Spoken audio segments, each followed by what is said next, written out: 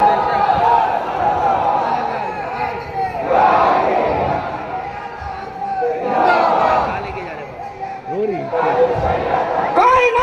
نبوت میں ان جیسا کوئی نبی نہیں آیا اور وہ خاتم النبیین بن کر کے آئے ہیں۔ اب سنو اہل بیت اطہار کی شان کیا ہے۔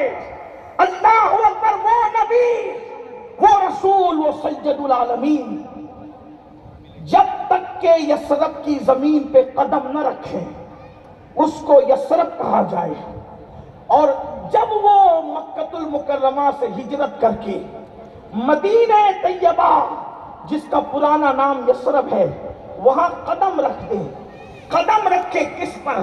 مٹی پر۔ توجہ کریں، آپ اہل بیت اطہار کو سمجھنے کی کوشش کریں، ان کی شان سمجھنے کی کوشش کریں، اس لیے کہ ہم اہل سنت ہے، ہم نہ رافضی ہے، نہ ناسبی ہے، نہ خارجی ہے۔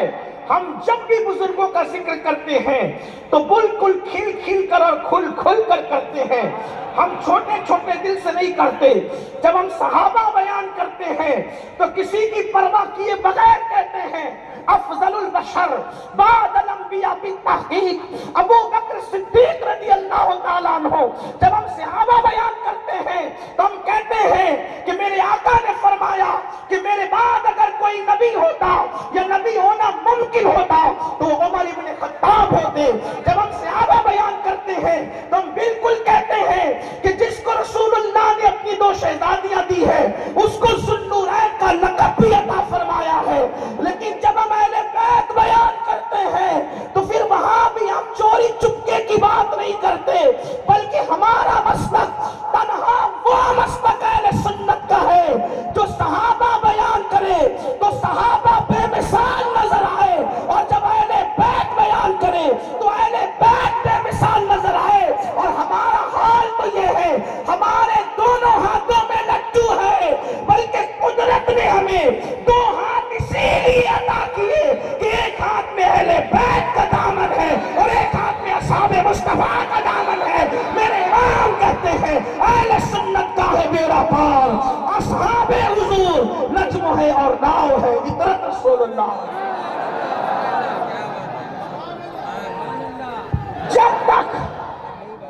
جب تک رسول اللہ یثرب میں نہیں آئے، بلاؤں کا گھر، بیماریوں کا گھر کوئی نہیں آتا جاتا، لیکن حضور نے قدم کیا رکھا؟ توجہ کریں، حضور علیہ السلام نے قدم کیا رکھا زمین پر؟ تو وہ یثرب ہو گیا مدینہ، طیبہ ہو گیا، مدینہ ہو گیا، اور پھر اس کی خاک میں جو بیماریاں تھیں وہ بیماریاں شفا میں تبدیل ہو گئی، اور لوگ کہنے لگے نہ ہو بیمار نہ ہو آرام جس بیمار کو سارے زمانے سے، نہ ہو آرام جس بیمار کو سارے زمانے سے اٹھا کے لے کر آئے خاک، ان کے آستانے سے اللہ اکبر قدم کیا رکھا؟ قدم کیا رکھا؟ خاک بلا، توجہ کریں، قدم کیا رکھا؟ خاک بلا، خاک شفا ہو گئی۔ قدم کیا رکھا؟ خاک بلا، خاک شفا ہو گئی۔ قدم کیا رکھا؟ یثرب مدینہ ہو گیا۔ اب آپ سے پوچھتا ہوں، سب سے حقیر چیز اگر دنیا کی کوئی مانی جاتی ہے لوگوں کی نظر میں تو اس کو مٹی کہتے ہیں۔ مٹی سب سے حقیر لوگ سمجھتے ہیں، اسی لیے کوئی لوگ کہتے ہیں فلاں کی عزت مٹی میں مل گئی، فلاں کا وقار مٹی میں مل گیا، فلاں کا دھندا مٹی میں مل گیا، فلاں کا نام مٹی میں مل گیا۔ مٹی کی بات آئی مطلب کہ حقارت کی بات آئی۔ سوچو رسول اللہ مٹی پہ قدم رکھ دیں تو وہ دار الشفا ہو، وہ مدینہ منورہ ہو، اور اس کی بلندی اتنی کہ اگر رسول اللہ کی نسبت کی وجہ سے کوئی شہر مدینہ کی توہین کرے، میری اپنی بات نہیں، آپ علماء احناف کا مسلک اٹھا کر کے پڑھے، اللہ اکبر، رسول اللہ کی نسبت سے کوئی حضور کے شہر کی توہین کرے کہ وہ حضور کا شہر ہے تو وہ کافر ہو جائے گا، مسلمان نہیں رہے گا۔ اللہ اکبر۔ پھر تھوڑی سی بات اور آگے بڑھ جائے، آپ اچھے سے سن رہے ذوق سے، اس لیے بات کرنے کی ہمت کر رہا ہوں۔ دیکھو چمڑے کی کیا حیثیت ہوتی ہے، چمڑا تو چمڑا ہوتا ہے، اونٹ کا چمڑا، اللہ اکبر، اونٹ ذبح ہوا، چمڑا نکالا گیا، بازار میں بیچا گیا، لیکن اس چمڑے کی کوئی عزت ہے، کوئی حیثیت ہے؟ ادھر پھینکا گیا، ادھر پھینکا گیا۔ لیکن کوئی اونٹ ایسا تو خوش نصیب ہے کہ اس کا چمڑا کسی صحابی کے ہاتھ لگا اور اس نے اپنے ہاتھ سے جوتے تیار کیے، اور جوتے تیار کرنے کے بعد ایک لمحے کے لیے، ایک سیکنڈ کے لیے وہ رسول اللہ کے تلوے کے نیچے آ گیا۔ اب اس کو ادب کے ساتھ لوگ نالین مصطفیٰ جانے رحمت کہتے ہیں، اور فتاوی عالمگیری میں موجود ہے۔ ہندوستان کے اس زمانے کے 500 متبحر علماء نے لکھا، جو رسول اللہ کی نالین کو معاذ اللہ جتڑی کہہ دے وہ کافر ہو جائے گا۔ یعنی کہ اونٹ کا چمڑا نہیں دیکھا جا رہا ہے، ایک لمحے کے لیے وہ تلوے مصطفیٰ کے نیچے آیا تو اس کی شان کیا ہو گئی کہ اللہ اکبر، اس کی بے ادبی کفر تک لے جا رہی ہے، اور لوگ کہہ رہے ہیں جو سر پہ لکھنے کو مل جائے نالے پاک حضور تو پھر کہیں گے کہ ہاں تاجدار ہم بھی ہیں۔ اب آپ مجھے بتائیں، ایک بات اور کہہ لی جائے، اللہ اکبر، اللہ اللہ، اس بات کو حضرت امام قسطلانی نے لکھا، اس بات کو شیخ محقق حضرت علامہ عبدالحق دہلوی نے لکھا، اس بات کو شیخ زکریا کاندھلوی نے بھی لکھا، اور بلکہ تصدیق کی اس کی کیا لکھا، میں نے اپنے بزرگوں کا تذکرہ کر دیا اور سامنے سے بھی ایک شخص کا ذکر کر دیا۔ شیخ زکریا کاندھلوی بھی لکھتے ہیں کیا، رسول اللہ قبر انور میں آرام فرما رہے ہیں، اور قبر شریف کی جو مٹی رسول اللہ کے جسم سے لگی ہوئی ہے، اس مٹی کا مرتبہ کیا ہے؟ وہ کعبۃ اللہ سے بھی افضل ہے، وہ جنت سے بھی افضل ہے، حتیٰ کہ وہ عرش سے بھی افضل ہے۔ اب مجھے بتاؤ مسلمانوں، اہل بیت کو کس نام سے بیان کرو؟ اگر اللہ اکبر مٹی نبی کے جسم سے مس ہو جائے تو وہ کعبے اور جنت سے افضل ہو جاتی ہے۔ اس مٹی کو صرف نسبت ہو جائے، وہ جسم سے لگ جائے تو کعبے اور جنت سے افضل ہے۔ اس مٹی میں نبی کا خون نہیں، نبی کا گوشت نہیں، نبی کا اللہ اکبر لوتھڑا نہیں، اللہ اللہ، مٹی صرف بدن سے لگ گئی تو کعبے سے افضل ہو گئی۔ وہ سیدہ فاطمہ جس کی رگوں میں نبی کا خون موجود ہے، اگر ان کو کعبے کے برابر کہے تو کس منہ سے؟ کعبے سے افضل ہے۔ نعرہ تکبیر، نعرہ رسالت۔ وہ مٹی کعبے سے افضل ہے جو رسول اللہ، اور یہ تو شیخ زکریا صاحب بھی لکھ رہے ہیں، ہمارے محققین نے تو لکھا ہی لکھا، لیکن جو لوگ عظمت رسالت کے منکرین ہیں ان کے قلم سے بھی یہ بات نکلی۔ کیا آپ اندازہ، وہ حسن مجتبیٰ جس کی رگوں میں رسول اللہ کا خون ہے، وہ حسین کربلا جس کی رگوں میں رسول اللہ کا خون، ان کی عظمت کیا ہے؟ کوئی بول سکتا ہے؟ میرے امام نے بیان کیا، کہتے ہیں بارہائے صحف، کوئی ترجمانی کرے نا اس کی، اردو پڑھنے لکھنے والے موجود ہیں نا، لوگ کہتے ہیں رافضی لوگ بڑے فضائل اہل بیت بیان کرتے ہیں، میں نے کہا کبھی سنیوں سے سنا ہی نہیں۔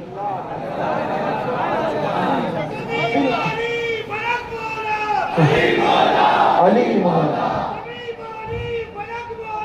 علی مولا،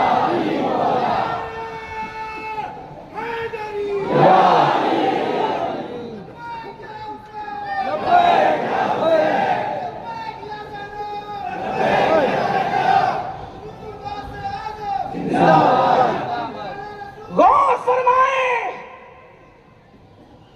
اہل سنت میں جو سچے سنی ہیں ڈنڈی مارنے والے نہیں، ان کے قلم سے کیا نکلا ہے؟ پارہائے صحف اور پھر گنچہائے قدس. اردو کے مصر ہے نا، ذرا اس کی تشریح تو کرے.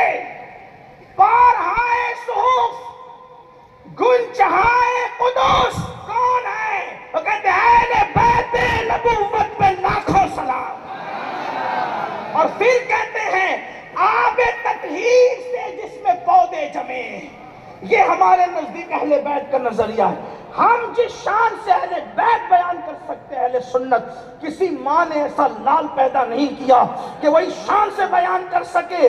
لیکن یہ بات کہنا چاہتا ہوں، کچھ لوگوں کو بخار ہے، کہا کہ ذکر فاطمہ کرو گے تو رافضی ہو جاؤ گے، ذکر علی کرو گے تو رافضی ہو جاؤ گے. میں نے کہا نادان، رسول اللہ فرمائے ذکر علی عبادت ہے، کیا عبادت بھی رافضیت ہو سکتی ہے؟ آپ مجھے بتائیں تو صحیح. کچھ لوگوں کو یہ ہے نعرہ حیدری لگے تو وہ ادھر دائیں بائیں دیکھنے لگتے ہیں کہ یہ محفل میں کیا ہو رہا ہے. ہم نے کہا صحابہ نے ہمیں مسلک دیا، ہمارا مسلک 1857 کے بعد ہمیں انگریزوں کی میز سے نہیں ملا، ہمیں تو صفا کے چبوترے سے مسلک ملا ہے. حضرت ابو سعید خدری کہتے ہیں جب مدینے میں منافقین کی کثرت ہوئی اور چہرے دیکھ کے پہچانے نہیں جاتے تھے تو ہم محفل میں فرق کرنے کے لیے کہ اپنا آ گیا کہ منافق آ گیا، محفل میں ذکر علی کرتے تھے. جو ذکر علی سن کر چہرہ کھل جاتا سمجھ جاتے کہ اپنا ہے، جس کا چہرہ اتر جاتا سمجھ جاتے کہ منافق.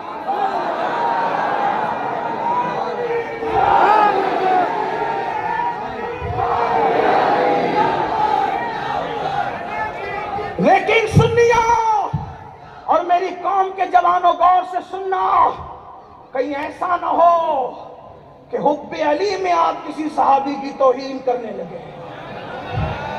حب علی وہ نہیں جس میں صحابی کی گستاخی پوشیدہ ہے.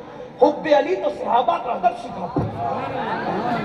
سچا حب علی وہی ہے جس میں صحابہ کا احترام ہے، جس میں صحابہ کی تعظیم ہے. اللہ اکبر. میں تو یہ کہتا ہوں، لوگ کہتے ہیں یار فلاں لوگ کیوں سینہ پیٹتے، ممبئی میں کون پیٹتا مجھے نہیں پتا، میں محرم میں کم آتا ہوں یہاں، ویسے 10 دن آتا بھی نہیں ہوں. لوگ کہتے ہیں لوگ سینہ پیٹتے. میں نے کہا کیوں پیٹتے ہیں؟ کہا کیوں پیٹتے تو بتا سید. تو میں نے کہا جس دل میں ابو بکر و عمر نہیں ہے وہ تو سینہ پٹنے ہی کے قابل ہے نا. جس میں ابو بکر و عمر نہیں ہے پھر وہ تو پٹنے ہی کے قابل ہے. اور یاد رکھو کچھ لوگوں کو یہ بھی بھوت سوارا ہے کہ محرم کے اندر خوشی ہونی چاہیے. ہم نے کہا دادا کی خوشی مناؤ گے کہ ابا کی مناؤ گے؟ ارے نادان. لوگ کہتے ہیں کہ صرف 3 دن تک سو گئے، 3 دن کے بعد نہیں. میں نے کہا سیدہ خدیجہ کے وصال پر اور اپنے چچا کے وصال پر حضور علیہ السلام نے جو 1 سال تک قیام الحسن بنایا، آخر وہ کون سی چیز تھی؟ امام زین العابدین پوری زندگی نہیں مسکرائے، وہ کون سی چیز تھی؟ لوگ کہتے تھے زین العابدین آپ روتے روتے روتے صرف روتے ہیں. تو فرمایا کیوں نہ رو؟ یعقوب نے ایک یوسف کھویا تھا، اس میں بھی شک تھا کہ زندہ ہے یا دنیا سے چلے گئے، شک تھا. میں تو اپنے سامنے آنکھوں کے سامنے 14 یوسف کھو کے آ رہا ہوں. اگر میں نہ سبھاؤں گا تو کون سبھائے؟ آپ مجھے بتائیں کہ کچھ لوگ ادھر ادھر ہو رہے ہیں. اہل سنت کا سچا مسلک ہے. امام اہل سنت سے کسی نے پوچھا سید اعلیٰ حضرت سے شہدائے کربلا کی داستان سن کے اگر رونا نہ آئے تو امام اہل سنت کہتے ہیں پھر اس کو اپنے آپ پہ رونا چاہیے. اس کو اپنے آپ پہ رونا چاہیے. کیوں؟ اس لیے کہ محبت رلاتی ہے، محبت رلاتی ہے. زبردستی کا رونا ہم نہیں روتے. یہی تو فرق ہے. لوگ کہتے ہیں زیگ زبردستی اور رونے میں فرق. میں نے کہا ایک رونا عبادت، توجہ، ایک رونا عبادت اور ایک رونا حرام. کہا کوئی دلیل؟ میں نے کہا قرآن. تو اس میں بھی قرآن ہے. میں نے کہا اسی لیے تو کہتے تبیان لکل شیء. لوگ مولا علی سے کہتے تھے علی تمہارے پاس کوئی دوسرا قرآن ہے کیا؟ تم الگ بات کرتے ہو تھوڑا. تو تو مولا علی فرماتے نہیں، قرآن تو وہی ہے جو حضور نے دیا، سب کو ہمیں بھی دیا، لیکن اللہ نے ہمیں فہم زیادہ عطا کر دیا، جو جتنا گواز ہوگا وہ اتنا نکال کر لائے۔ میرا کوئی کمال نہیں ہے، تو ہمارے بزرگ کو لکھ چکے، کہا رونے پہ بھی قرآن ہے۔ میں نے کہا بالکل، سورہ یوسف اٹھا کے پڑھیں۔ جب حضرت یوسف کے بھائیوں نے یوسف علیہ السلام کو کنویں میں ڈالا تو کرتا اتار لیا اور وہ بکری کے بچے کو ذبح کر کے خون میں بھگا کر کے لائے، اور ابا کے پاس روتے ہوئے اور کہتے تھے ہم نہ تھے، ہم نہ تھے، ہم نہ تھے، رو رہے تھے۔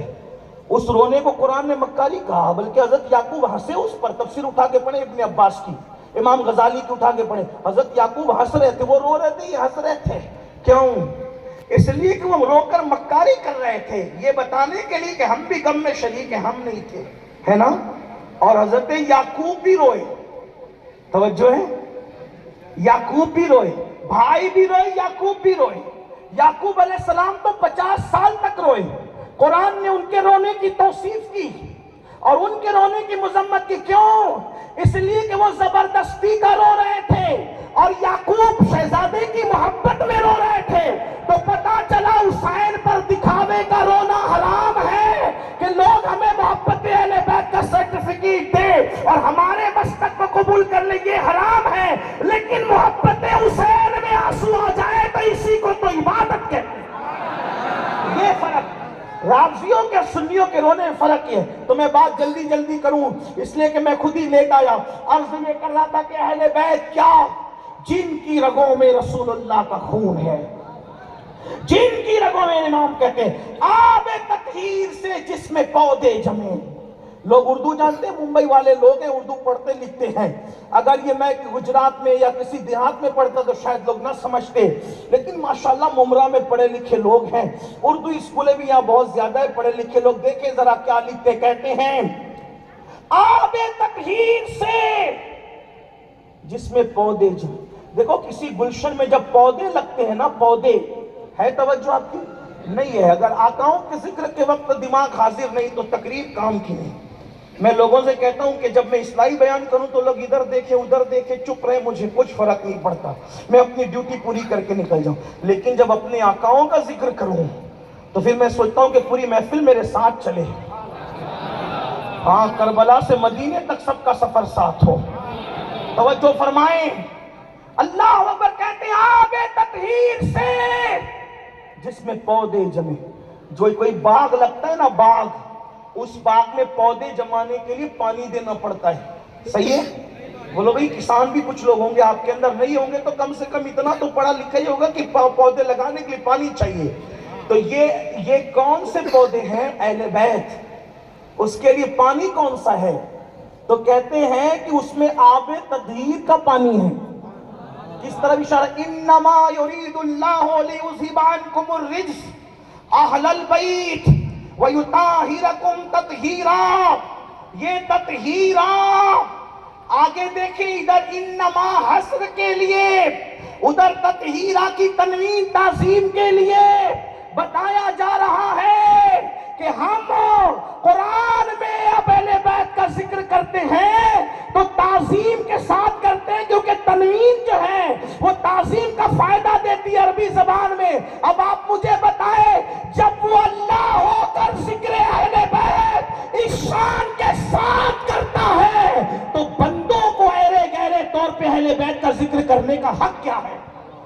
امام کہتے ہیں آب تطہیر سے جس میں پودے جمے، اس ریاض نجابت پہ، اس ریاض نجابت پہ لاکھوں سلام۔ اور آگے دو مصرے سن لیں اور ایک ہلکا اشارہ، پھر آگے چلتے ہیں۔ آپ کہتے ہیں خون خیر الرسل سے ہے جن کا خمیر۔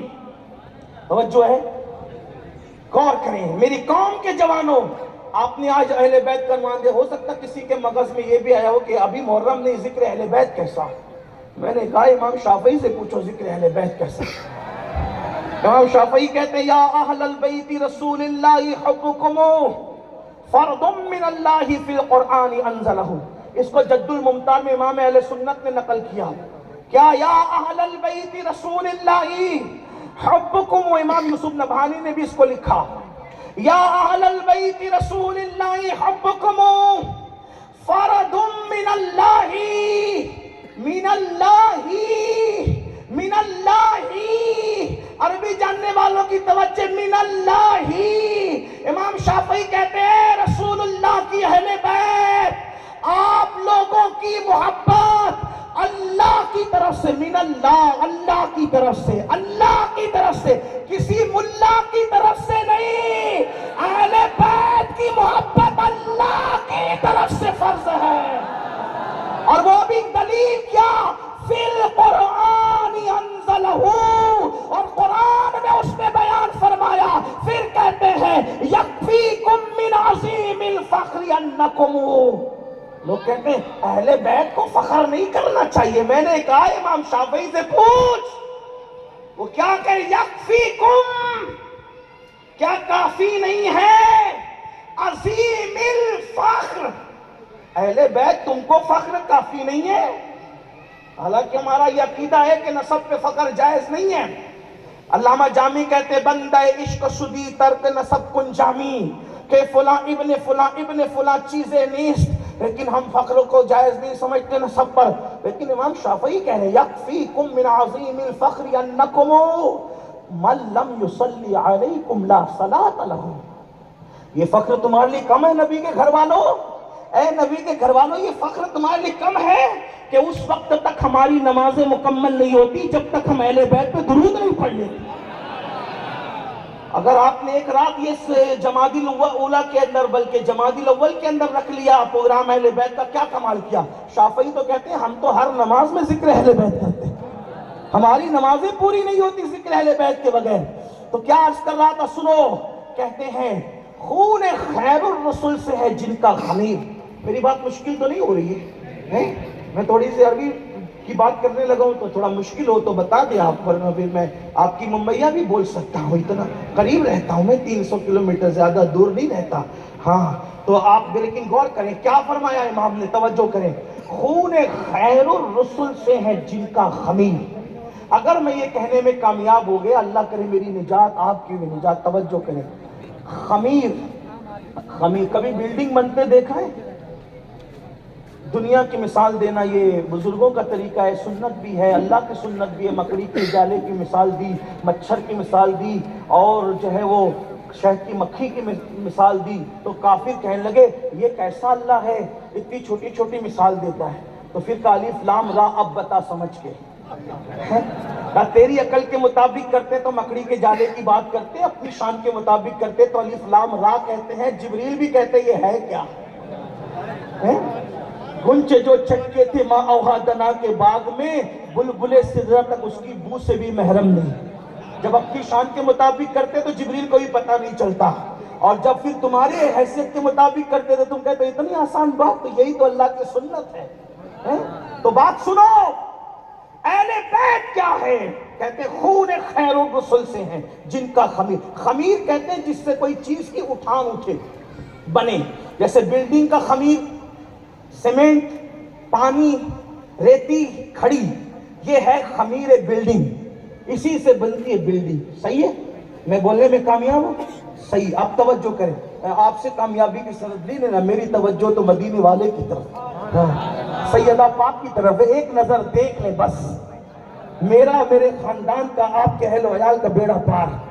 ہاں آؤ در زہرا پر پھیلائے ہوئے دامن، نسلیں کریموں کی لجپال کرانا ہے۔ خون خیر الرسل سے ہے جن کا خمیر۔ خمیر وہ جس سے چیز بنتی ہے، توجہ کرنا۔ بٹر دیکھا آپ کیا کہتے ہیں؟ بٹر ہی کہتے ہیں۔ نان دیکھا، پاؤ دیکھا آپ، یہ اس کا پہلے خمیر بنتا ہے۔ خمیر، آٹا ملایا، میدا ملایا، پانی ملایا، گھی ملایا، جو بھی ملایا سب، کوئی باورچی نہیں ہوں لیکن صرف سمجھانے کے لیے اتنی بات کر رہا ہوں، ورنہ بہشتی زیور بھی میں پڑھ سکتا ہوں آپ کے سامنے، وہ مجھے کچھ واقعات یاد ہیں، لیکن میرا عنوان آج وہ بھی نہیں۔ توجہ فرمائیں، جس سے جو چیز بنتی ہے اس کو کہتے ہیں خمیر۔ اب توجہ کرنا، اب یہ اہل بیت جو بنے ہیں، توجہ کریں، اب اصل بات، اب توجہ کریں، اللہ کرے اہل ذکر کی جن کا ذکر ہو رہا ہے ان کا بھی ان کی خیرات ملے، توجہ ہو جائے۔ خون خیر الرسل سے ہے جن کا خمیر، یعنی کہ اہل بیت کو جب بنانا ہوا، دیکھو تم کو بنایا تمہارے باپ دادا کے خون سے، ہمیں بنایا باپ دادا کے خون سے، اللہ اکبر۔ اہل بیت کو جو اصل اہل بیت ہے، اصل اہل بیت کی دو قسم کر لے، ایک اصل اہل بیت، ایک نسل اہل بیت، اور اصل اور نسل دونوں کا تعلق وہیں سے ہے۔ اب توجہ کریں، اللہ اکبر، کہتے ہیں خون، یہ امام اہل سنت کہہ رہے ہیں جن کی تحقیق پر ہمیں بڑا اعتبار ہے الحمدللہ۔ 108 علوم و فنون کا ماہر مجدد کہہ رہا ہے کہ اہل بیت کو بنایا تو کیسے بنایا؟ خون خیر الرسل سے ہے جن کا خمیر، ان کی بے لوث قیمت پہ لاکھوں سلام۔ تھوڑا مشکل ہو جائے گا لیکن بات سمجھ میں آئے گی۔ خون رسول سے، بلکہ رسول سے نہیں، خیر الرسل سے، خون خیر الرسل سے ہے جن کا خمیر سیدہ فاطمہ کو، علی مرتضیٰ کو، حسن مجتبیٰ کو، امام حسین کو، اور اگر آگے بڑھتے چلیں زین العابدین، امام باقر، امام جعفر صادق، موسیٰ کاظم، علی رضا، حضرت تقی، حضرت حقی، حسن عسکری، نفس زکیہ، عبداللہ المحض، شیخ عبدالقادر جیلانی، غریب نواز، صابر کلیڑ، شاہ برکت اللہ، وارث دیوا، سادات بلگرام، مختوم اشرف جہانگیر سمنانی، سادات کے چوچا، سادات کالپی، جتنے عند اللہ سادات ہیں بنے کس سے؟ خون خیر الرسل سے ہے۔ لیکن ابھی میرا عنوان پہلے اصل سادات ہے، نسل پہ بعد میں آئیں گے، لیکن توجہ کرے، اصل سمجھو گے تو نسل خود بخود سمجھ میں آئے گی۔ خون خیر الرسل سے ہے جن کا خمیر، یعنی اہل بیت کا خمیر کس سے بنا؟ نبی کے خون سے بنا۔ نبی کے خون سے کون بنا؟ سیدہ فاطمہ، علی مرتضیٰ۔ علی مرتضیٰ کو اس لیے کہہ رہا ہوں کہ امام اہل سنت نے مطلع القمرین میں ایک حدیث لکھی، کنز العمال کے حوالے سے غالباً ہے لیکن مطلع القمرین میں تو موجود ہے، تذکرہ مرتضوی میں استاد زمن نے بھی اس کو لکھا۔ کیا لکھا؟ فرمایا لوگوں تم الگ الگ درخت کی الگ الگ ٹہنیوں سے ہو، میں اور علی ایک درخت کی دو شاخوں کا نام ہے۔ یعنی علی کو میرے خاندان سے الگ نہیں کرنا، علی خاندان سے ہٹ کے نہیں ہے، وہ سید السادات ہے، سیدوں کے باپ ہیں، وہ سیدوں کے باپ ہیں۔ خون خیر الرسل سے ہے جن کا خمیر، کن کا خمیر؟ سیدہ فاطمہ، علی مرتضیٰ، حسن مجتبیٰ، حسین شہید کربلا، چار کا ذکر کریں۔ کیا مطلب ہوا؟ کہا یہ کیا بات کرتا ہے مین القادری، خون خیر الرسل سے کیا؟ میں نے کہا اب سن، ایک خیر الرسل کا خون کیا ہے؟ کہا کیا ہے؟ کہا ایک مثال روایت پڑھتا ہوں، شواہد النبوہ میں علامہ جامی نے لکھا، اور بھی کتب میں ہے، تھوڑا حوالے کے ساتھ پڑھ رہا ہوں کیونکہ لوگوں کو ایسا لگتا ہے یہ ہوا میں باتیں ہوتی، ہوا میں نہیں ہوتی۔ انسان جس چیز کو نہیں جانتا اس کا دشمن ہوتا ہے۔ ہاں، کلپیں کٹنے کا بھی مجھے آج کل خیال رہتا ہے، لوگ ادھر ادھر سے کاٹ کے ڈالتے ہیں، تو اس لیے حوالے پڑھ دیتا ہوں تاکہ لوگوں کو پتا چلے ہم سنی الحمدللہ ایسے زبردستی کی باتیں نہیں پھینکتے، اور پھینکم پھاکی وہ کرتے ہیں جن کے پاس ذخیرہ نہیں ہوتا، 1450 سال کا ذخیرہ ہے۔ لوگوں کے پاس کتابوں کے اتنے نام یاد نہیں ہوں گے اہل سنت میں جتنا ذخیرہ موجود ہے۔ ہاں، کیا سنو، خون خیر الرسل سے جن کا خمیر، مطلب کیا؟ رسول اللہ کا خون، خیر الرسل کا خون۔ یہ کیا ہے رسول اللہ کا خون؟ وہ کہا وہ تو بشر تھے۔ میں نے کہا وہ بشر ہیں، بے شر ہیں، وہ بشر ہیں، بے شر ہیں، اور تو بشر سراپا شر ہے، یہ فرق ہے، نہیں سمجھے؟ وہ بشر بے شر اور تو سراپا شر، تو بھی بشر وہ بھی بشر، وہ بے شر تو سراپا شر۔ لوگ کہتے ہیں یہ کیا بات ہوئی؟ میں نے کہا نبی بشر ہیں، سب مل کے سنی بولو، نبی بشر ہے۔ ہم پہ الزام لگتا ہم نبی کو بشر نہیں مانتے، ہم نے کہا جو بشر نہ مانے وہ کافر ہے، بولو نبی بشر ہے۔ فرق کیا ہے؟ لوگوں نے نبی کو لباس بشر میں دیکھا، لباس، ہم کہتے ہیں وہ لباس بشر میں آئے، حقیقت تو خدا کے سوا کوئی جانتا ہی نہیں، کوئی جانتا ہے؟ جیسے دنیا میں آپ قیامت کی حقیقت نہیں جانتے بس سن رکھا ہے، لیکن حقیقت وہاں جا کے پتا چلے گی، یہی ہے نا؟ جیسے آپ سوتے میں جاگنے کی حقیقت نہیں جانتے، جاگنے میں سونے کی حقیقت جان سکتے ہو، جاگنے میں توجہ کرنا، سونے کی حقیقت جان سکتے ہو، لیکن سونے میں جاگنا کچھ پتہ نہیں چلتا. تو نادان یہ ہے آنکھیں بند کر کے جب تو جاگنا نہیں جان سکتا تو تو لباس بشر میں رسول اللہ کی حقیقت کو کیا جان سکتا ہے؟ انہوں نے فرمایا یا ابا بکر لم یعرفنی حقیقتا غیر ربی، اے ابو بکر میری حقیقت کو میرے رب کے سوا کوئی نہیں جانتا. جب کوئی نہیں جانتا تو کیسے جانتا؟ اب بشر ہے. میں نے کہا بالکل بشر ہے. تو فرق کیا ہے تمہارے ہمارے دیکھنے میں؟ فرق کیا ہے؟ کہا کیا فرق ہے؟ میں نے کہا تم نے نبی کو لباس بشر میں دیکھا تو تم کو نبی چھوٹا نظر آیا ہے. توجہ ہے؟ انہوں نے لباس بشر میں دیکھا تو کیا ہوا؟ نبی چھوٹا نبی چھوٹے نظر آئے ان کو. اور ہم نے لباس بشر میں ہم نے بھی دیکھا لباس، ہم نے کوئی الگ نہیں دیکھا. اور ہم نے لباس بشر میں دیکھا، انہوں نے دیکھا تو نبی چھوٹا نظر آیا. اور ہم نے لباس بشر میں دیکھا تو ہمیں لباس بشریت کی اہمیت پتہ چل گئی. ہمیں لباس بشر کی اہمیت پتہ چل گئی کہ اللہ کے نزدیک اگر لباس بشر سے قیمتی کوئی لباس ہوتا تو اللہ اپنے محبوب کو وہی پہنا کر کے بھیجتا. ہمیں بشریت کی اہمیت پتہ چل گئی. اسی مضمون کو حضرت بیدم شوارسی بڑے دمدار انداز میں کہتے ہیں اب آدمی کچھ اور ہماری نظر میں ہے، اب آدمی کچھ اور ہماری نظر میں ہے، جب سے سنا ہے یار لباس بشر میں ہے، جب سے سنا ہے یار لباس بشر میں. ہمیں آدمیت کی اہمیت پتہ چلی لباس بشر میں نبی کو دیکھ کر کے. تو عرض کر رہا تھا سنو نبی کا خون کیا؟ کیا خون؟ میں نے کہا سن، حضور نے ایک مرتبہ حجامہ کروایا، آپ کی زبان میں حجامہ کروایا، خون نکلا. حضور نے کٹورے میں رکھ دیا. ایک صحابی آئے، ان سے فرمایا لے جا کر کے کہیں ڈال دو، ایسی جگہ ڈالنا، مفہوم کے طور پہ پڑھ رہا ہوں، ایسی جگہ ڈالنا کسی کا پیر نہ پڑے. وہ لے گئے. سوچا ہوگا آج نہیں کہ پڑے گا کل تو پڑے گا. صحابی تھے نا بھائی، ادب کا بڑا تقاضا ہوتا ہے. الدین کلہ ادب، دین پورا کے پورا ادب کا نام ہے. بے ادبوں کی تو یہاں کوئی گنجائش ہی نہیں ہے. تو سوچا، پتہ نہیں جو بھی سوچا ہوگا، انہوں نے سوچا، لیا پورا کٹورا پی لیا. چاروں مسلک کے نزدیک، حنفی، شافعی، مالکی، حنبلی، چاروں مکتب مسلک کے نزدیک خون حرام ہے. بلکہ جن کا کوئی مسلک نہیں ان کے نزدیک بھی خون حرام ہے، کیونکہ قرآن کہتا ہے کہ خون حرام ہے نا. اللہ پاک نے سورۃ المائدہ میں فرمایا جن حرام کا تذکرہ کیا اس کے اندر خون کا ذکر نام لے کے کیا. صحیح، خون حرام ہے سب کے نزدیک. خون پینا، بولو خون پینا، بولتے جاؤ بھائی، بات سمجھ میں آئے تو بولتے جاؤ. خون پینا حرام ہے. اسی لیے تو لوگ کہتے جا یار میرا خون مت پی. خون حرام ہے نا، پینا حرام ہے. لیکن صحابی نے حضور کا خون پیا. حرام کام پہ توبہ بولیں لازم ہے. لیکن جب وہ آئے حضور نے فرمایا کیا کیا تو نے؟ حضور میں نے پی لیا. آقا نے نہیں کہا تو نے حرام کام کیا، بلکہ کیا فرمایا پتہ ہے؟ آقا نے فرمایا تو نے میرا خون پیا؟ ہاں. آقا فرماتے ہیں جا، تجھ پر جہنم حرام ہو گئی. یہ خون خیر الرسول ہے.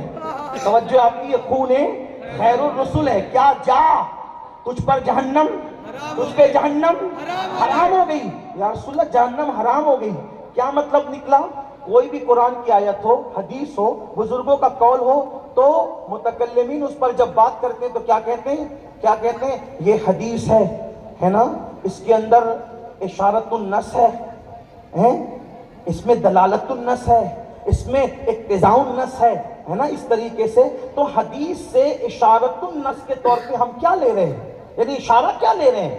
آقا نے فرمایا تجھ پہ جہنم حرام. مطلب کیا؟ جہنم کس پہ حرام ہوگی؟ آقا فرماتے ہیں جو غیبت کرے، توجہ اہل بیت سمجھو، توجہ، جو غیبت کرے اس پر جنت کی خوشبو حرام. جو زنا کرے اس پہ جنت کی خوشبو حرام. چغل خور جنت میں داخل نہیں ہوگا. رشوت لینے والا، رشوت دینے والا جنت میں داخل نہیں ہوں گے. تشریح علماء نے کی، میں ان سب کا قائل ہوں حنفی ہونے کی نسبت سے. لیکن توجہ کریں، پھر کہتا ہوں، اب جلدی میں سرات نہیں کرتا، لیکن حنفی ہونے کا خیال رکھتے ہوئے میرے گفتگو کا معنی نکالنا. مفہوم مخالف مراد مت لینا اللہ کے واسطے. جو غیبت کرے کہا جنت کی خوشبو حرام. جو زنا کرے وہ جنت میں نہیں جائے گا. اسی طرح چغل خور جنت میں داخل نہیں ہوگا. جو پیشاب کے چھینٹے سے نہیں بچتا وہ جنت میں داخل نہیں ہوگا. اسی طرح سے قاتل جنت میں داخل نہیں ہوگا. اسی طریقے سے جو کافر مرے گا جنت میں داخل نہیں ہوگا. کچھ لوگوں کے لیے تو کبھی جنت میں داخل نہیں ہوں گے، اور کچھ لوگوں کے لیے کہ بھگت کر جنت میں آ جائیں گے۔ لیکن آقا کیا فرما رہے؟ تجھ پر جہنم کی آگ حرام، تجھ پر جہنم کی آگ حرام مطلب کیا؟ یعنی جو جہنم کی آگ جس پہ حرام ہوئی اس نے جانا کہاں ہے؟ اس نے جنت ہی میں جانا ہے۔ یا رسول اللہ، آپ کا ایک کٹورا خون جس کے پیٹ میں چلا جاتا ہے، آپ اس کا کتنا اہتمام کرتے ہیں؟ آپ اس کا کتنا اہتمام کرتے ہیں؟ یعنی کہ پیٹ میں خون گیا تو رسول اللہ نے ضمانت دے دی، آج کے بعد تجھ سے غیبت نہ ہوگی، آج کے بعد تجھ سے چغلی نہ ہوگی، آج کے بعد تجھ سے زنا نہ ہوگا، آج کے بعد تجھ سے بدکاری نہ ہوگی، آج کے بعد تجھ سے خطا نہیں ہوگی، آج کے بعد تجھ سے، اور تو مرے گا تو ایمان پہ مرے گا۔ ارے جس کے پیٹ میں ایک کٹورا خون جاتا ہے اس کے لیے اتنے پہرے بٹھا دیتے ہیں، جس کو سر کے بال سے لے کر پیر کے ناخن تک نبی کے خون سے پیدا کرتے ہیں، ان کے لیے حفاظتوں کے کتنے پہرے ہوں؟ سبحان اللہ، نعرہ تکبیر، نعرہ رسالت۔ ان کے لیے حفاظتوں کے کتنے؟ یہ تو اہل بیت کی شان ہے۔ اسی لیے اب قرآن کہتا ہے قُل لَا أَسْأَلُكُمْ عَلَيْهِ أَجْرًا۔ اللہ کے رسول سے فرمایا محبوب فرما دو میں تم سے کچھ نہیں مانتا اجرت۔ کیا مانتا ہوں؟ إِلَّا الْمَوَدَّةَ فِي الْقُرْبَى، اپنے ایمان والے قرابت داروں کی محبت تم سے طلب کرتا ہوں۔ اور محبت نہیں کہا، کیا کہا؟ مودت۔ محبت اور مودت میں فرق ہے۔ محبت اور مودت میں انسان کھانے سے محبت کرتا ہے، مچھلی پانی سے مودت کرتی ہے۔ سمجھ میں آتی ہے بات؟ انسان کھانے سے محبت کرتا ہے، مچھلی پانی سے مودت۔ کیا کہ محبت اور مودت میں فرق کیا؟ کہا کبھی کھا لیا اس کے بغیر رہ بھی سکتے ہیں، یعنی رہ سکتے ہیں کہ نہیں؟ رہ سکتے ہیں، لیکن مچھلی کو پانی سے نکالو مر گئی، اور صرف مر نہیں گئی، کاٹو، ٹکڑے ٹکڑے کرو، بھونو، فرائی کرو، سالن میں بنا کے کھاؤ، پیٹ میں گئی۔ کوئی ڈش اور کوئی غذا کھانے سے اتنی پیاس نہیں لگتی جتنا مچھلی کھانے کے بعد پیاس لگتی ہے۔ پتہ چلا زندہ تھی تو پانی کے بغیر نہیں، مر گئی تو بھی پیٹ میں پانی مانگ رہی، تبھی تو لوگوں کو پیاس لگ رہی ہے۔ اس کو کہتے ہیں محبت، مودت، یعنی نہ تیرے بغیر زندہ رہیں گے، نہ تیرے بغیر مریں گے۔ قرآن کہتے ہیں اِلَّا الْمَوَدَّةَ فِي الْقُرْبَى، میری اہل بیت سے ایسی محبت کرنا کہ جینا بھی ان کی محبت کے ساتھ، مرنا بھی ان کی محبت کے ساتھ۔ یاد رکھنا سنیو، حج کیا ایمان پر خاتمے کی گارنٹی نہیں، تہجد پڑھی ایمان پہ خاتمے کی گارنٹی نہیں، پانچوں وقت کی نماز پڑھی جو کہ فرض ہے، 700 مرتبہ کم و بیش حکم آیا، نماز کا انکار نہیں کیا جا سکتا، اس کی فضیلت کا انکار نہیں۔ نماز پہ میری بہت سی تقریریں ہیں، بلکہ میں تو یہ بھی بیان کرتا ہوں، میرے آقا نے فرمایا جس نے نماز چھوڑی وہ میرے ذمے سے باہر ہو گیا، جس نے نماز چھوڑی وہ اللہ کی پناہ سے باہر ہو گیا۔ آقا فرماتے جس نے نماز چھوڑی وہ اس کے ساتھ قیامت کے دن میرا کوئی وعدہ نہیں۔ آقا ارشاد فرماتے ہیں، من ترک الصلاۃ متعمدا فقد کفر، جس نے نماز چھوڑ دی گویا وہ کفر کی حد تک پہنچ گیا۔ نماز کی اہمیت اپنی جگہ، لیکن علماء سے پوچھ لیں زندگی بھر نماز پڑھے لیکن ایمان پہ خاتمے کی کوئی گارنٹی نہیں ہے، کیونکہ نماز پڑھنے والا بھی اگر اللہ اس کے ساتھ خفیہ تدبیر کرے تو وہ بگڑ جائے، اور بگڑ کر کے کافر ہو کے مر سکتا ہے۔ حاجی کا خطرہ، نمازی کو خطرہ، غازی کو خطرہ، سب کو خطرہ۔ لیکن سنو سنیو، کیا بات ہے، امام راضی اپنی تفسیر میں لکھتے ہیں صاحب کشاف کے حوالے سے، کیا لکھتے ہیں توجہ کریں، لکھتے ہیں امام راضی کہ میرے آقا نے فرمایا جو میری اہل بیت کی محبت میں مرے گا اللہ اس کو ایمان کی موت عطا فرمائے۔ یعنی اہل بیت سے محبت کا صلہ ایمان پر موت، اور اسی پر نہیں بلکہ آقا فرماتے ہیں شہید مرے گا، یعنی بستر پہ بھی مرا تو شہادت کا مقام ملے گا۔ اسی پر بس نہیں، اللہ اکبر، اس کی سند پر بحث کرنے والوں نے کیا ہوگا، لیکن فضائل اعمال کے اندر ضعیف روایتیں مقبول ہیں۔ امام راضی کیا لکھتے ہیں، اس کو امام یوسف نبہانی نے بھی لکھا، اس کو ہمارے بڑے بڑے بزرگوں نے بھی لکھا، اس کو جو ہے اللہ اکبر بے شمار کتب کے اندر لکھا گیا ہے۔ ایمان پہ مرے گا، شہید مرے گا، किसी पे बस नहीं। आका फरमाते हैं जो अहले बैत से मोहब्बत करेगा मलकुल मौत रूह बाद में निकालेंगे, पहले जन्नत की बशारत अता करेंगे। आका इरशाद फरमाते हैं अहले बैत से मोहब्बत करने वाले को ऐसे सजा कर जन्नत में ले जाएंगे जैसे दुल्हन को सजा करके दूल्हा के घर ले जाया जाता है। ये अहले बैत की मोहब्बत का सिला। मेरे आका इरशाद फरमाते हैं जो अहले बैत से मोहब्बत करेगा, आका फरमाते हैं अगर तुम चाहते हो कि तुम्हारी उम्र में बरकत हो, आका इरशाद फरमाते हैं अगर चाहते हो कि तुम्हारी उम्र में बरकत हो, फरमाया मेरी अहले बैत से मोहब्बत करो, उम्र बढ़ा दी जाएगी। आका इरशाद फरमाते हैं चाहते हो तुम्हारी रोजी में बरकत हो, अहले बैत से मोहब्बत करो, रोजी में बरकत होगी। हजरत अब्दुल्ला इब्ने मसूद कहते हैं अहले बैत की एक दिन की मोहब्बत 1 साल की बेरिया इबादत से अफजल कर दी गई है। अल्लाह अकबर। जानते हैं आप मेरे आका अलैहिस्सलातु व तस्लीम के प्यारे दीवानों, और साहिब तिर्मिज़ी ने यहां तक लिखा क्या मोहब्बत अहले बैत का सिला है। आका इरशाद फरमाते हैं जो अली से, फातिमा से, हसन हुसैन से और मुझसे यानी पंजतन से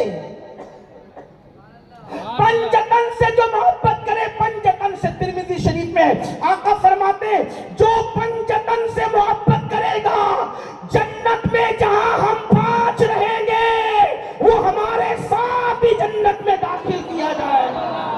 इससे बड़ा कोई सिला है? इससे बड़ा कोई सिला है? अल्लाह हुजूर के साथ जन्नत। और अगर मोहब्बत नहीं की तो क्या होगा? आका फरमाते, वही इमाम राज़ी लिख रहे हैं, आका फरमाते हैं जो मेरी अहले बैत से बुग़्ज़ रखे कुफ्र पर मरेगा। लोग पता नहीं दुश्मनाने अहले बैत की वकालत करते करते कहां तक पहुंचे। आका फरमाते जो बुग़्ज़ से अहले बैत में मरा वो कुफ्र पर मरेगा, और क़यामत के दिन उसकी पेशानी पे लिखा होगा, पेशानी पे ये अल्लाह की रहमत से नाउम्मीद है। आला हजरत का हवाला पढ़ा, आला हजरत के वालिद का हवाला भी पढ़ दूं एक। आजकल लोग अहले बैत को देख करके मुंह चिढ़ाते हैं।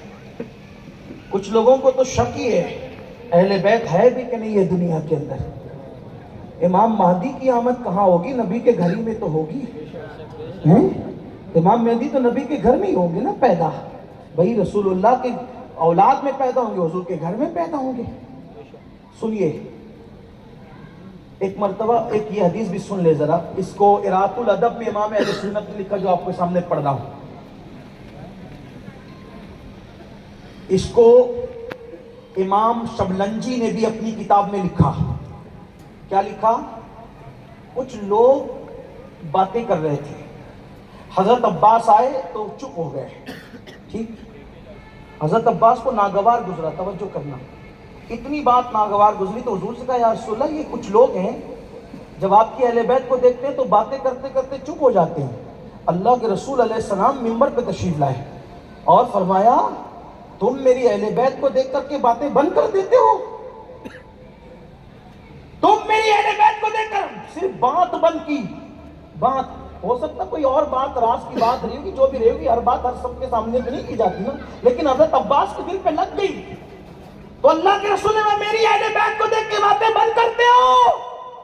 फरमाया सुन लो, उस वक्त तक तुम्हारा ईमान नहीं जब तक तुम मेरी अहले बैत से सच्ची मोहब्बत न करो। मोहब्बत अहले बैत के मौकूफ है मोहब्बत रसूल। किस बुनियाद पे? सिर्फ बात बंद कर दी तो हुजूर जलाल में आ गए, जिन्होंने इमाम हुसैन को शहीद किया, शहजादा अली अकबर को, मेरे मालिक मौला को शहीद किया, शहजादा अली असगर को शहीद किया, इमाम कासिम को शहीद किया, उन पर खुदा के गजब का हाल क्या होगा? फिर भी यजीद अमीरुल मोमिनीन। सोचे तो सही ना, आप जैसे मोमिनीन का अमीर हो सकता है, हम सुन्नियों का तो अमीर नहीं ना है। हमारा अमीर तो हुसैन है, हुसैन इब्ने अली है, हमारा आका हुसैन इब्ने अली है। अल्लाह अकबर। हमारे आका मौला अली है, हमारे आका उस्मान गनी है, हमारे आका फारूक आजम है, हमारे इमाम सिद्दीक अकबर है। अल्लाह अकबर। हमारे इमाम गौस आजम है, गरीब नवाज है, साबिर पाक है, ये हमारे आका लोग हैं। अल्लाह अकबर। तो अर्ज़ ये कर रहा था अहले बैत की मोहब्बत। तो अहले बैत को लोग देखते हैं, देख करके खड़े नहीं होते, बड़ा वजन भारी हो गया लोगों का है।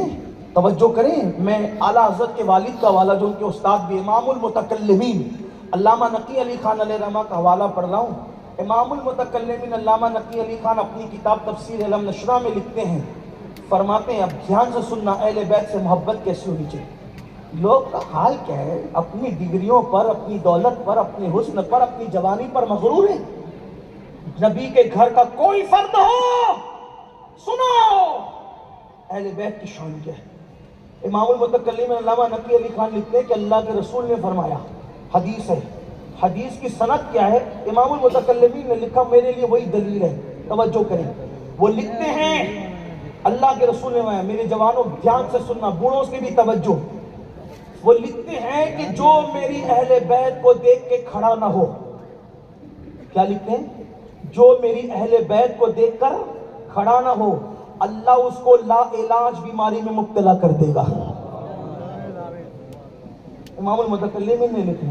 اور قاضی شہاب الدین دولت آبادی جو ہمارے مخدوم سرکار مخدوم اشرف جہانگیر سمنانی کے خلیفہ ہے، اپنی تفسیر میں لکھتے ہیں حدیث کہ میرے آقا نے فرمایا، تمہارے درمیان کوئی آئے، تمہاری مرضی اٹھو نہ اٹھو، لیکن جب میری اولاد کو دیکھا کرو تو اٹھ کر کے کھڑے ہو جایا کرو۔ اللہ کے رسول نے فرمایا۔ میں نے دو حوالے آپ کے سامنے پیش کیے۔ آج کل لوگ لا علاج بیماری میں مبتلا ہیں، کوئی کسی میں کوئی کسی میں، یہ تو نہیں کہتا کہ سب بے ادب ہو گئے، لیکن گیہوں کے برابر گھن بھی پیسے جاتے ہیں۔ نادان لا علاج بیماری سے بچنے کا علاج تو رسول اللہ 1450 سال پہلے دے گئے۔ آج تیرا وزن اتنا بڑھ گیا کہ تو نبی کے خاندان والوں کو دیکھ کر بھی مغرور ہو کر کے بیٹھا ہے۔ آقا فرما رہے کہ جو میری اہل بیت کو دیکھ کے کھڑا نہ ہو، اللہ اس کو لا علاج بیماری میں مبتلا کرے گا۔ اور سن لو، امام عبد الوہاب شارانی رحمت اللہ علیہ المنن میں لکھتے ہیں، کیا لکھتے ہیں سنو، فرماتے ہیں مجھے حیرت ہے اپنے دور کے لوگوں پر، ان کا اخلاق اچھا، ان کا کردار اچھا، لیکن وہ سیدوں سے خدمت لیتے ہیں اور اپنی سواری کے پیچھے سیدوں کو چلاتے ہیں۔ تو جو سیدوں سے خدمت لے، سواری کے پیچھے چلائے، وہ اللہ کا قرب کیسے پا سکتا ہے؟ وہ قرب خدا کا دعویٰ کیسے کر سکتا ہے؟ مطلب یہ ہے ان کو خادم بنایا، توجہ کریں، ان کو خادم بنایا تو اچھی اخلاق کے بعد بھی خدا کا قرب نہیں مل سکتا۔ ارات الادب میں امام اہل سنت نے لکھا، فرمایا میری اولاد سے سیکھا کرو، ان کو سکھانے کی کوشش نہ کیا کرو۔ فرمایا جو ان کو پیچھے کر کے آگے بڑھے گا، اللہ تبارک و تعالی قیامت کے دن اس کا چہرہ سیاہ فرما دے گا۔ آپ بتاؤ، جب آپ کے دور کے اہل بیت کا یہ حال ہے تو امام حسن اور امام حسین کی شان کا عالم کیا ہوگا؟ اپنی بات ختم کرتے کرتے اب ایک روایت پڑھتا ہوں۔ اہل بیت پر آپ جو بھی کرتے ہیں اس کا ڈائریکٹ اثر یا تو رسول اللہ تک پہنچتا ہے یا سیدہ فاطمہ تک پہنچتا ہے۔ اگر اچھا کرو تو بھی، میرے آقا فرماتے ہیں جو میری اہل بیت کے ساتھ اچھا سلوک کرے گا، فرمایا دیکھو کیا بات کہی ہے، توجہ کریں، فرماتے ہیں جو میری اہل بیت کے ساتھ اچھا سلوک کرے گا، قیامت میں اس کا بدلہ میں اس کو دوں گا جب وہ مجھ سے ملے گا۔ میں قیامت کے دن اس کو بدلہ دوں گا جب وہ مجھ سے قیامت کے دن ملے گا۔ مطلب کیا؟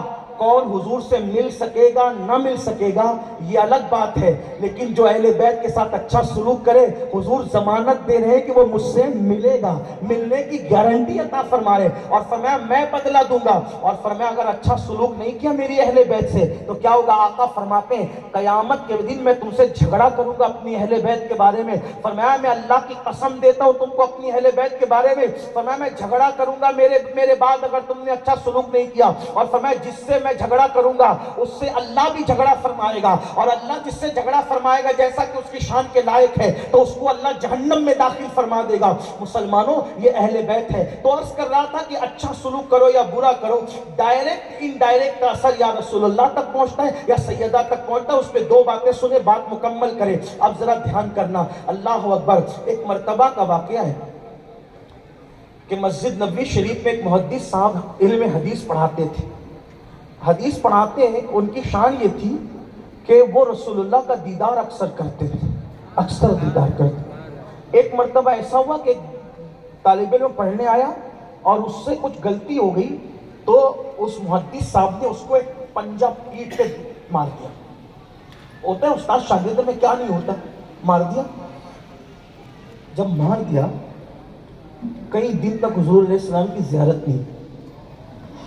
اس کو حاجی امداد اللہ مہاجر مکی نے بھی لکھا ہے، لیکن تھوڑا سا الگ ہے، مگر میں اس کا مفہوم پیش کروں. میں اپنے بزرگ کی کتابوں سے آپ کے سامنے امام یوسف نبہانی کے حوالے سے پیش کروں. حاجی صاحب نے الگ انداز سے لکھا. ویسے بھی ان کی کتابیں تو ہاتھ ہی زیادہ تر دوسروں کو لگ گئی تو وہ گھما پھرا کرنے لگے. جو ہمارے پاس رہی فیصلے ہفت مسئلہ جیسی کتابیں وہ رہی، باقی کے تو اوروں کے ہاتھ لگی. تو کئی دن تک حضور کا دیدار نہیں.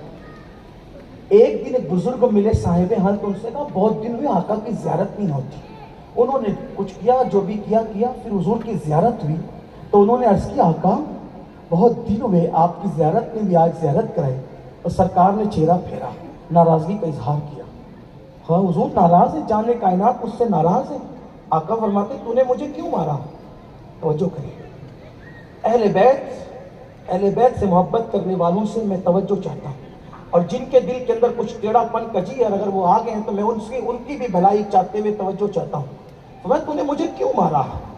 انہوں نے کہا یا رسول اللہ میں آپ کو ماروں گا؟ میں تو اس کا تصور بھی نہیں کر سکتا. حضور میں نے تو آپ کی شفاعت پانی، میں آپ کو کیسے مار سکتا ہوں؟ فرمایا تو نے مجھے کیوں مارا؟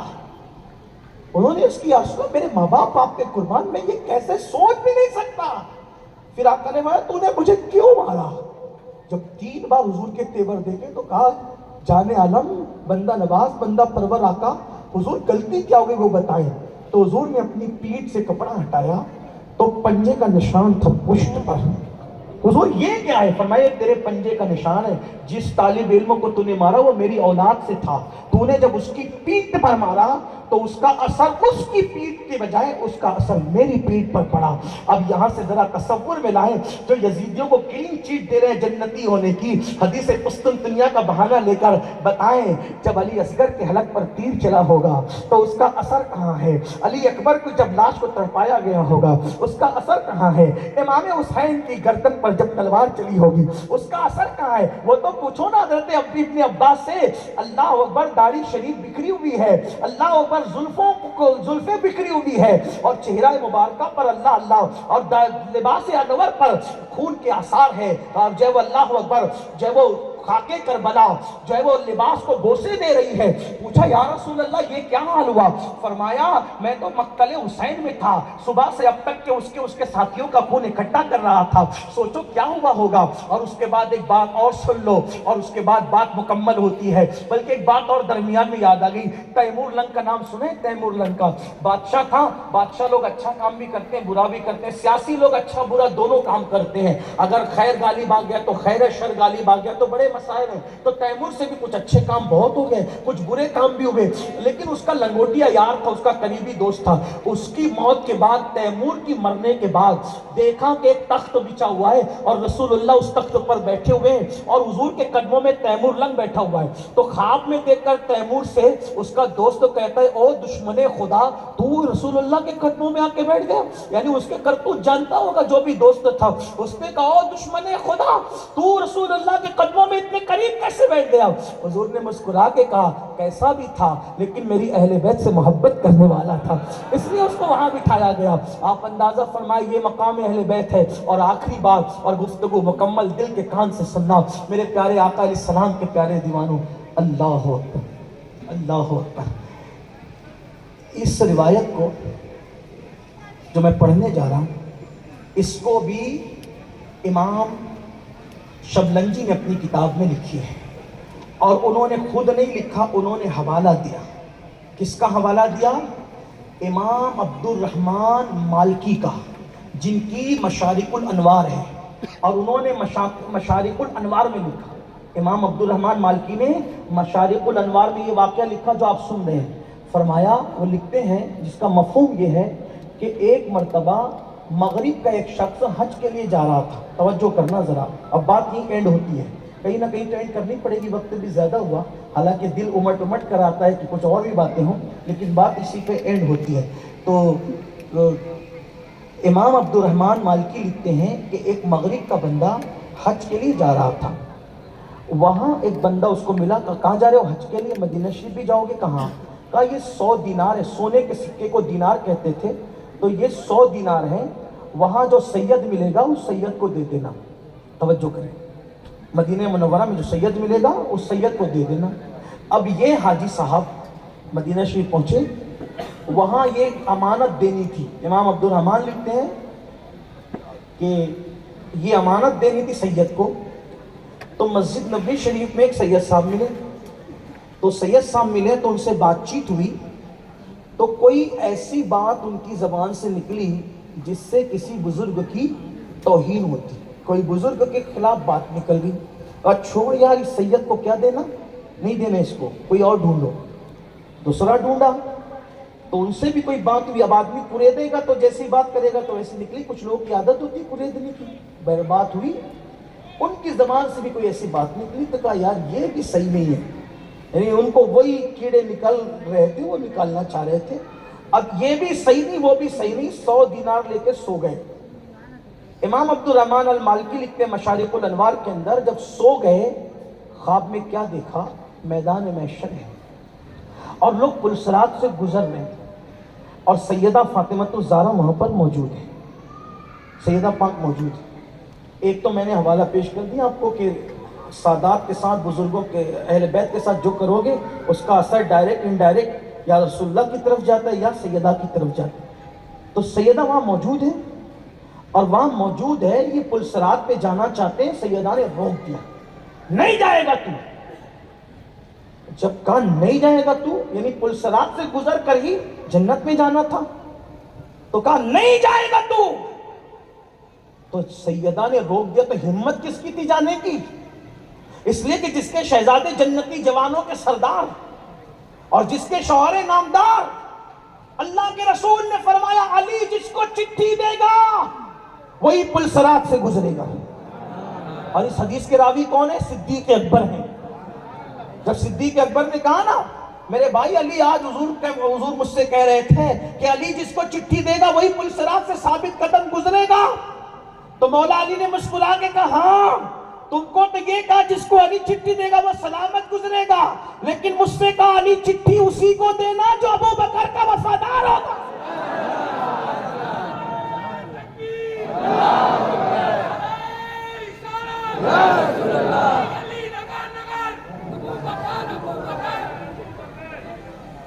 اگر میں آپ جو ہے وہ اتنی ارجنٹ میں عنوان دو گے تو میں کوئی علامہ فہامہ کوئی مفتی محقق تھوڑی ہوں بھائی. آپ عنوان بڑھاتے رہیں گے تو میں آن دا اسپاٹ بولتا رہوں. کوئی مطالعہ کرنا پڑتا ہے, تیاری کرنی پڑتی ہے. کچھ ایسے بول کے جاؤں گا تو یہ ہمارے مولانا لوگ کے سر پہ زبردستی بلا کھڑی ہو جائے گی. تو میں آپ کے سامنے جو باتیں کر رہا ہوں بھی تو یہ پڑھ کے آئیں تو تبھی تو بولیں. پڑھنے والے کو ہی محنت کرنی پڑتی, ورنہ گڑھنے کو کیا ٹائم لگتا ہے. ابھی کچھ بھی بول کر کے چلے جائیں گے تو کیا ہوگا. تو آپ آن دا اسپاٹ آپ مجھے عنوان دے رہے ہیں. میں کوئی محقق آدمی نہیں ہوں, میں اپنے علماء کی جوتیاں سیدھی کرتا ہوں, ان سے جو سنتا ہوں وہی پڑھ کے بولتا ہوں. ذمہ داری کی بات ہے, ایک ذمہ دار تحریک سے وابستہ ہوں. میں سنی دعوت اسلامی سے, علماء اہل سنت کا ممبر ہے. میں آپ مجھے پھر کبھی بلائیں, عنوان دے کے بلائیں, میں سب بولوں گا. ہاں یہ بات یاد رکھیں, ہم لوگ کوئی سنیت کو چھپا کے بات کرنے والے لوگ نہیں ہیں. اہل سنت کا ہے بیڑا پاک. اصحاب رام تو یہ کہتے ہیں میں بس سنی ہوں جمیل قادری مرنے کی, میرا لاشا بھی کہے گا صلاۃ و سلام. اور بے وقت کی شہنائی بجانا میری عادت بھی نہیں. ہاں پہلی بات تو شہنائی بجتی نہیں اپنے سے, بے وقت کی بجانا اور بری بات ہے. تو تھوڑا سا میرے نوجوان, پھر انشاءاللہ آج دعوتی پروگرام ہے, آپ نے بڑا خوبصورت عنوان دیا, میں اس پہ بات کر کے بات ختم کر رہا ہوں. انشاءاللہ پھر اللہ نے زندگی دی. یہ پروگرام فکس کرنے کے لیے نہیں کہہ رہا ہوں, میرا اللہ جانتا ہے. ہاں یہ کوئی میری عادت نہیں کہ میں ایک پروگرام سے جاؤں تو دوسرا فکس کر کے, ایسا نہیں. استغفر اللہ, میرے غوث پاک میرے بڑے ناز اٹھاتے ہیں. مجھے آپ کے ایسے کوئی وہ معاملات نہیں ہیں, لیکن بات ہوتی ہے. وقت بھی زیادہ ہوا اور آپ کی دعا سے میں یہ آپ کی تیسری محفل میں حاضر ہوں. ہاں میں آج سے پہلے 2 محفلیں گجرات میں کر کے آیا ہوں, ایک نواگڑھ میں ایک راجکوٹ میں, ابھی آپ کی تیسری محفل. الحمدللہ تعالیٰ میرے مرشد غوث پاک کا کرم ہے. اور میری کوئی اوقات نہیں, میں کوئی اہل علم نہیں, میں بے مایہ آدمی ہوں, قادری چوکھٹ کا فقیر ہوں, اس در کا سگے بے ہنر ہوں. آپ میری بات سنیں, بات ختم ہوتی ہے. کیا کہہ رہا تھا؟ سیدہ پاک نے روک دیا. توجہ اسی پر ہے, اس نے 2 سیدوں کو نہیں دیا, سیدہ پاک نے خواب میں روک دیا تو اتنے میں حضور تشریف لائے. اس کے حضور سیدہ مجھے پلسرات پہ جانے نہیں دیتی. آقا فرماتے ہیں سیدہ کیوں جانے نہیں دیتی؟ یا رسول اللہ یہ میرے بچوں سے دشمنی کرتا ہے, ان کے کردار میں کیڑے نکالتا یہ. تو سرکار نے فرمایا تم ایسے ہو؟ انہوں نے اس کی یا رسول اللہ وہ دونوں سے میری ملاقات ہوئی تو وہ کسی بزرگ کے بارے میں انہوں نے کچھ غلط بات کہہ دی, تو سیدہ نے فوراً ان دونوں بزرگوں کو طلب کر لیا. ان دونوں بزرگوں سیدہ ہے, پھر سیدہ ہے, ان دونوں بزرگوں کو طلب کیا. فرمایا اگر کوئی تمہاری بے ادبی کرے تو کیا تم میری نسبت سے بھی اس سے ایسی اس کو معاف نہیں کرو گے؟ تو انہوں نے کہا سیدہ آپ کی نسبت سے ہم ان کو معاف کرتے ہیں, آپ کی نسبت سے معاف کرتے ہیں. تو فرمایا جب یہ معاف کرنے کے لیے بزرگ تیار اور یہ معاف ان کی ہو گئی تو کون ہوتا ہے بیچ میں دخل دینے والا؟ میری اولاد کے معاملے میں تو دخل دیتا ہے.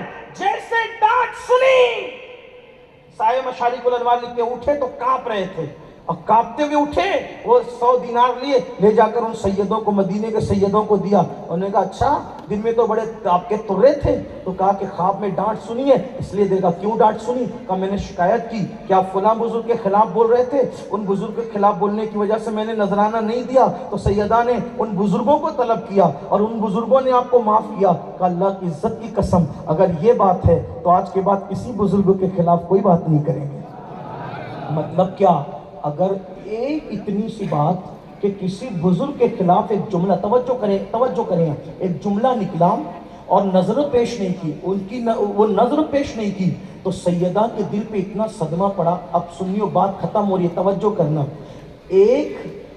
ایک مدینہ منورہ کے سید, ایک مسجد نبوی میں بیٹھے ہوئے سید, اس کے نذرانے کے بارے میں اس نے کمی کی, حاجی نے. سیدہ کا دل اتنا دکھ گیا کہ اس کو پلسرات پر روک لیا کہ تو جا نہیں سکتا, میری اولاد کا تو نے دل دکھایا اور اولاد کا دل دکھانے سے میرا دل دکھا. اب یہاں جاتے جاتے اہل بیت کے چاہنے والوں سے پوچھنا چاہتا ہوں, اگر 5ویں صدی, 6ٹھی صدی, 7ویں صدی کے سید کا کوئی دل دکھائے تو سیدہ کا دل اتنا مغموم ہوتا ہے, اور اگر کوئی سیدہ کے بابا مصطفیٰ جان رحمت کا دل دکھائے تو اس وقت تو سیدہ کے دل پر کیا گزرتی ہوگی.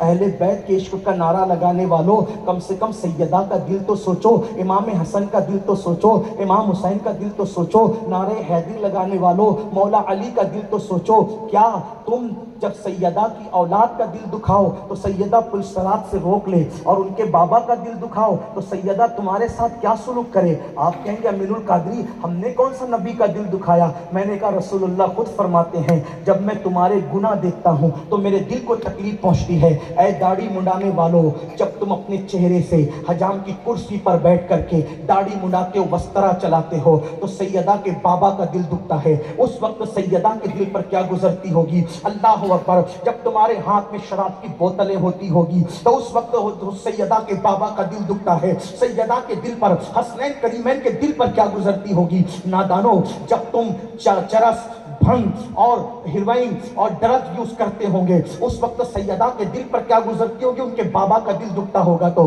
تمہاری بیٹیاں بازاروں میں بے پردہ گھومتی ہوگی, سیدہ کے بابا کا دل دکھتا ہوگا. اس وقت سیدہ کے دل پر کیا گزرتی ہوگی؟ کیا سمجھتے ہو صرف شربت اور کھچڑے والے اہل بیت کے غلام بننا چاہتے ہو, یا نعرے اور ڈوڑے والے اہل بیت کے غلام بننا چاہتے ہو, یا رسمی غلام بننا چاہتے ہو, یا سچے غلام بننا چاہتے ہو؟ اگر خیال ہے, ارے نادان, اگر کربلا میں سیدوں کا قافلہ لٹا کر کے یزید مجرم ہے کیونکہ اس نے سیدہ کے لالوں کو جو ہے وہ قتل کیا, شہید کیا, تو سیدہ کا دل دکھا, سیدہ کے بابا کا دل دکھا. اللہ اکبر. داڑھی مڈا کر تم بھی تو دل دکھا رہے ہو, شراب پی کر تم بھی تو دل دکھا رہے ہو, مسجدوں کو ویران کر کے تم بھی تو دل دکھا رہے ہو, عورتوں پہ پاک کی نظر ڈال کے تم بھی تو دل دکھا رہے ہو. بتاؤ وہ کیسا عاشق ہے؟